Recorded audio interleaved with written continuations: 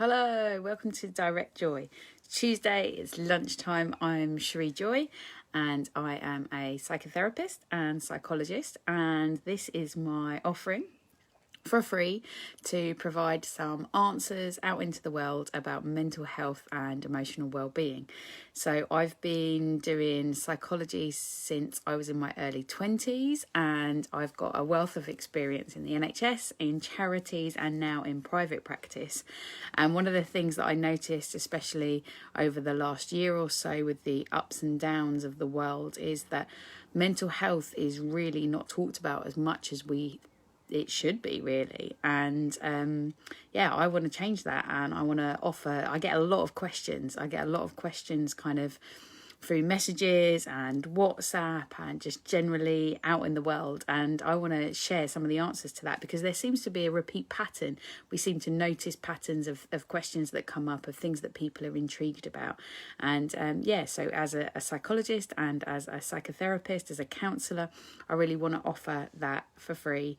It might help some people along the way, or start some conversations, start something that feels important to you around your table, around your barbecue, as we're now allowed them, around your coffee or in your walk. Start some conversations, so that will hopefully benefit generally any of us, all of us, because we all have a mental health. So today we have some questions to answer, and that is the first one is, how can I be me now? What does it mean to be me now? And I think that's such a poignant question for this time, as Corona has really, the COVID-19 has really shaken our world completely. It's, literally a pandemic, as we all know. And we hear about this all the time. We're following this on the news. We know about it in every aspects of our life. You literally would need to be living under a rock not to know about it. And however much we try to avoid it, whatever our viewpoints are, and this is not the place for viewpoints, this is the place to think about our mental health. So how can I be now with wherever I'm at?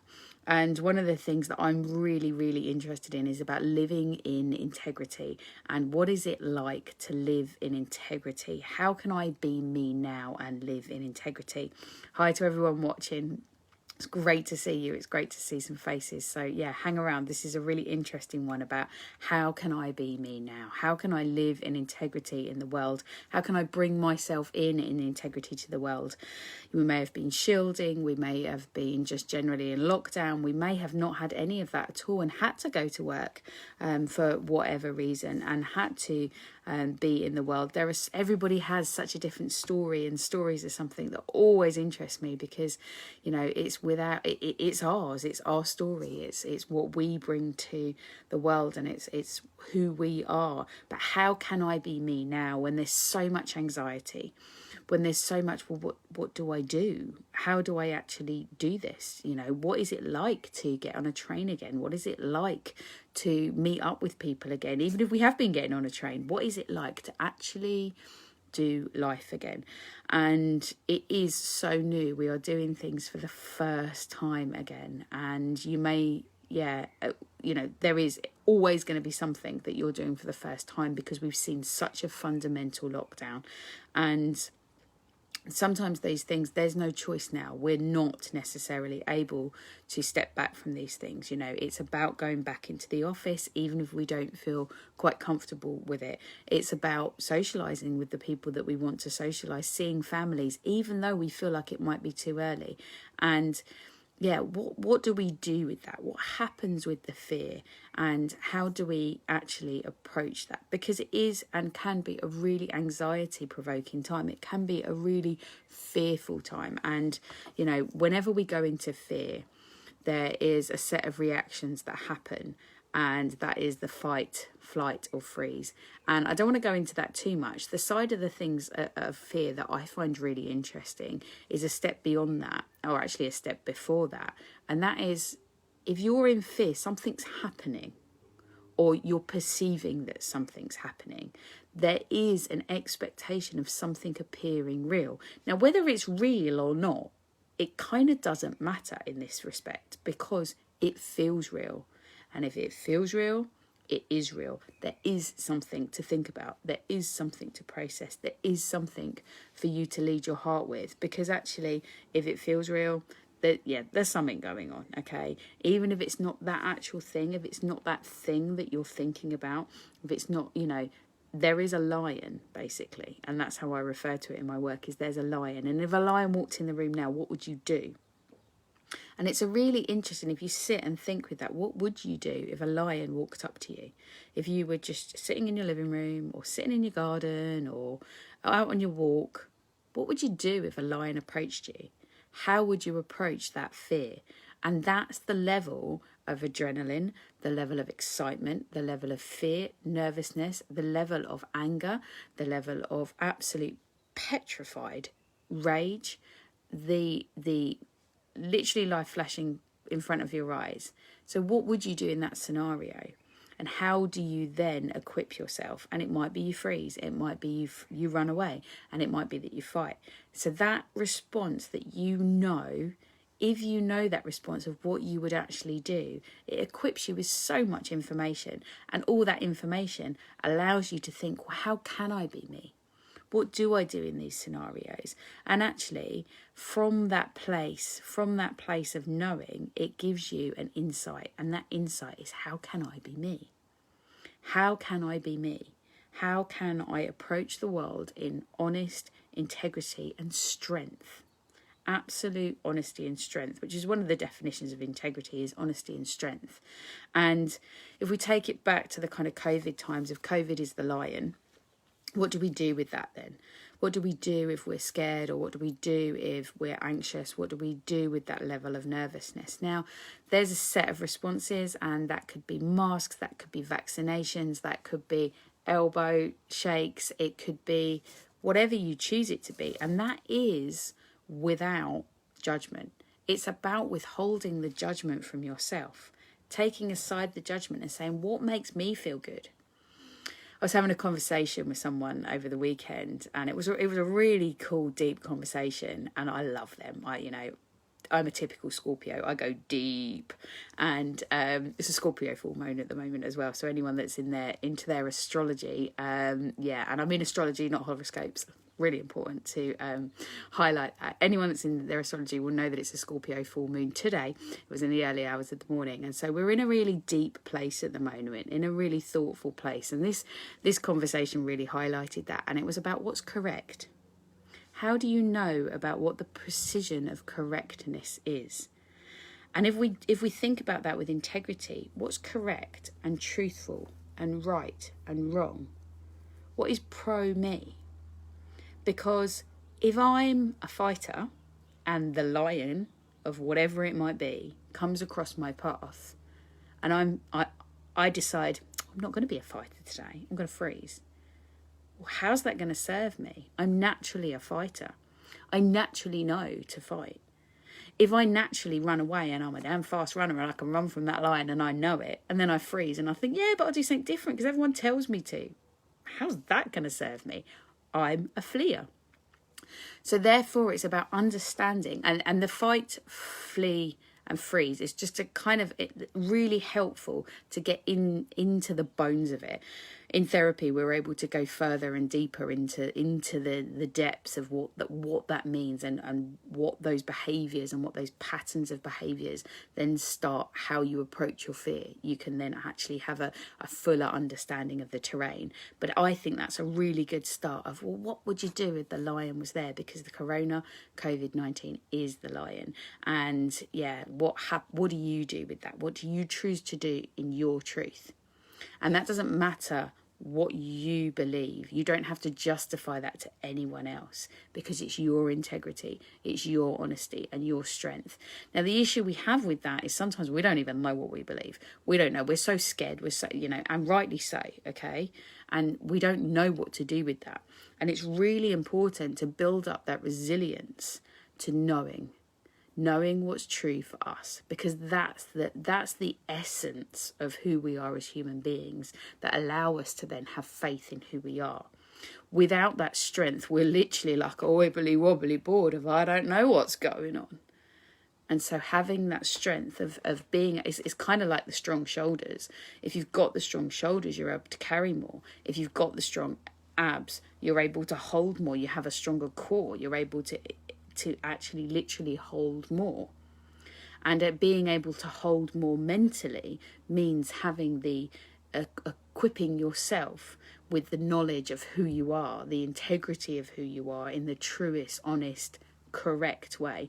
Now, correct is so, I think I've just said, but correct is, it's really important, excuse me, to bear in mind that correctness is really absolutely subjective to who we are. There is, the correct is contextual.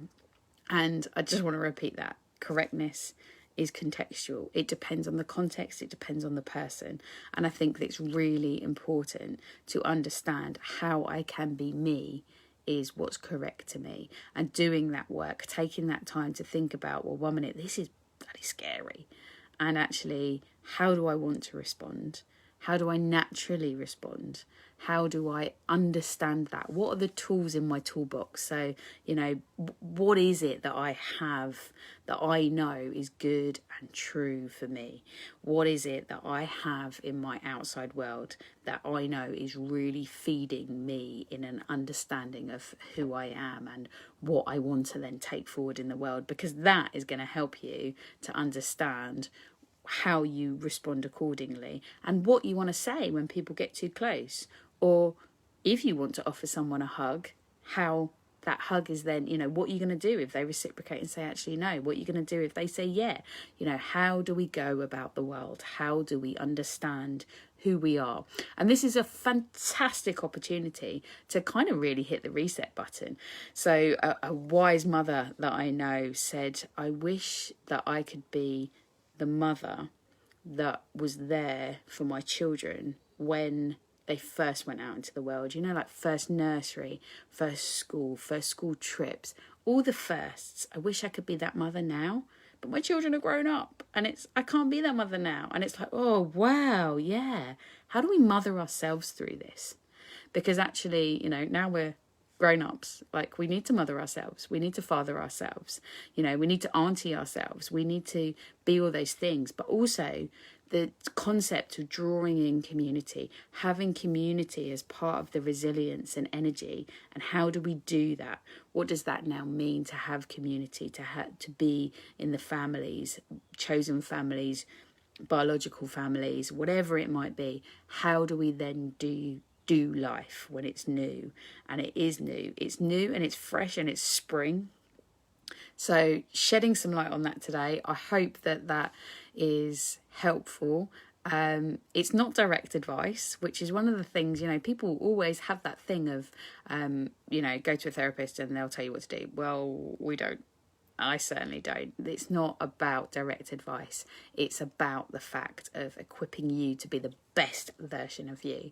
In my marketing, I always say the badass version of you. And it's true. It's actually, how can you be the best badass version of you? And I think that's absolutely vital, that we all are the version of ourselves. And there's always layers to that. We always put on certain masks and play certain roles, but actually what's it like if you can sit with you and be in integrity with you? And that's what therapy does, is we kind of poise out that beautiful essence of who you really are and who you really want to show up in the world as, in resilience, energy, strength, honesty, truthfulness, and your correctness. So yeah, that's all today on how I can be me. The other one is a really interesting question that came up, is why do I set up certain sessions, such as therapy sessions, and then stop, pull back, decide not to do it? And I think that is a really interesting question, because sometimes, and it's the same with anything that we set up, we put the wheels in motion. Like, yeah, I want to do this, yeah, this is feel great, this is right for me, I should do this, I want to do this. Everything, it feels like the complete stars are aligned. And then maybe you speak to someone, maybe you inquire about fees, maybe you even get as far as a discovery call, and then boom, nah, shut down. Don't want to be doing this. I'm not going to do it. Send the email, make the phone call, drop a text, don't turn up. Whatever might be your style, or pattern, that then stops. Where does that momentum, what happens with that momentum to then bring it to a stop? And that is just so interesting. So anything new, and this kind of ties into our first question about how can I be new, how can I be me now? But anything new brings in resistance. It brings in our ego. Now, our ego is a fantastic psyche structure. It's brilliant, but it likes the familiar. It's the, you've always done that, Cherie. Oh, come on, that keeps you safe. That's brilliant. It welcomes in the familiar. Now, doing therapy, starting a new hobby, breaking a habit of any kind, any addiction, any cycle, any pattern at all, your ego is going to go, hey, who do you think you are? And actually, then all the resistance is going to come because your ego doesn't want you to do it. Now, the ego doesn't, it's not because the ego doesn't want you to do it because it's dangerous. It's because it's different. So here we notice that then you carry on these patterns. So you will notice, if you think about this, that there are certain patterns around starting things. There are certain patterns around ending things. There are certain patterns around certain relationships, certain types of relationships. It might be relationships with your children. It might be relationships with your in-laws. It might be relationships with your parents. It probably is, to be fair. You know, it might be a relationship with the other parents you have in the playground. It might be just anything. It might be a relationship you have with pets, your next door neighbours. There's always patterns. And any time we try to shift them, you will notice those patterns. If you tune into them, if you put your observation mind on, and if you sit on your own shoulder, you can go, that's where it's at. And you start to see these threads. You start to understand that actually, oh, okay, that's what previously has kept me safe. Now, in therapy, we do the background work to that. We understand why that's kept you safe. And we don't just, there's a flooding thing that some psychologists find helpful. I personally don't. I've written a blog on it. It's quite interesting, I think. But it's not something I subscribe to. It's something I'm very anti, because I think it's really important to take the time to nurture and understand those patterns, understand what's feeding you, what's really underlying it.